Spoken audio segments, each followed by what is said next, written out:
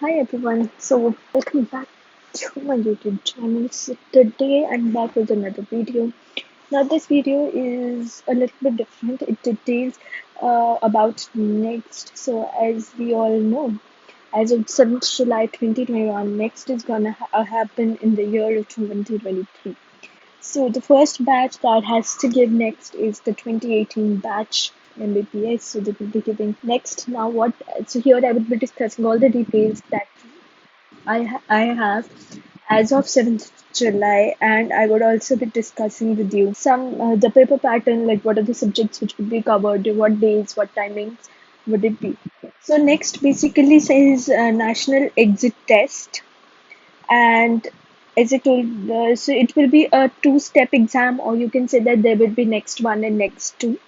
It is basically so now the next one basically steps would be before internship, and that would test your basically your knowledge about your subjects, your theoretical knowledge basically, and it will be after your final year university exams. So you will have to give it after your final year university exams, and it would also be related, and it would contain all the subjects of the 2 years, and it would be an MCQ based test. It would be a CBT, that is computer based test, so it will have to sit in front of a screen for giving that exam.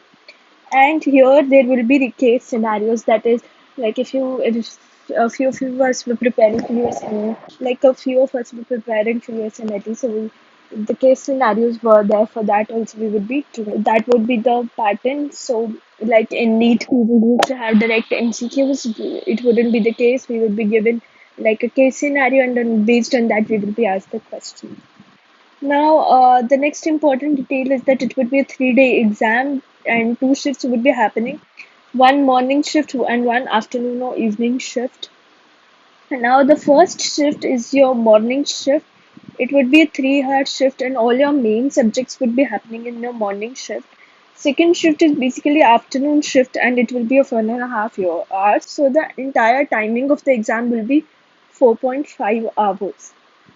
Now, the subject-based distribution that we have is on the first day, on the morning 3 hours, there would be medicine plus allied subjects. That would the allied subjects to medicine are your psychiatry and dermat, because psychiatry and dermat. So it would be a 120 marks paper, and there would be 120 MCQs. So 1 mark, one question. So 3 hours. So we can do the maths and we can find out. We approximately have 1.5 minutes or 90 seconds per question that we have to do in a 3 hour paper, right? And in the afternoon, 1.5 hours, we will have pediatrics, half time, half questions, okay? So here will be our 60 marks paper, 60 MCQs.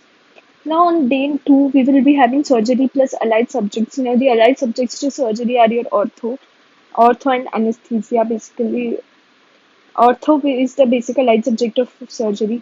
So again, the same thing, 120 marks, 3 hours paper. ENT would be in the afternoon, 1.5 hours. It would be a 60-mark question. Now day 3, it would be OBGY plus allied. So the allied in case of OBGY would be radial. So there would be radiological questions as well. In the afternoon, since we are done with ENT, we will be having opthal for 60 marks. Now, the paper pattern that is decided, and as we know, is that 60% would be problem solving. Like problem solving, as in we will be given a patient case scenario, like a patient XYZ comes with a complaint of abdominal pain uh, with spider veins and such. So we can say that the person might have liver cirrhosis. So like we will have to deduce that okay, liver cirrhosis, or which drug we, if that is direct, we will just have to see which problem does the patient have, or if it is like that, then we can also, or if there would be indirect questions, it would be like, so which drug should be given in a case in this patient, or something like that, if indirect questions are to be asked. Then the next 30% questions would be comprehension and analysis. That is comprehension, basically a long paragraph kind of question would be given, and we will have to analyze the situation. And only 10% would be direct recall questions. That is like asking, like, okay, what are the symptoms of, say, sinusitis, tonsillitis? or portal hypertension, right? TSM would be 10% of all questions. In the morning hours, there are 120 questions, right? So 12 questions out of that would be from TSM. That is, they would be giving a community scenario. And out of 60, there would be 6 questions. Now, first and second year subjects, there would be 10% of all the questions. That means again 12 and 6 questions, respectively.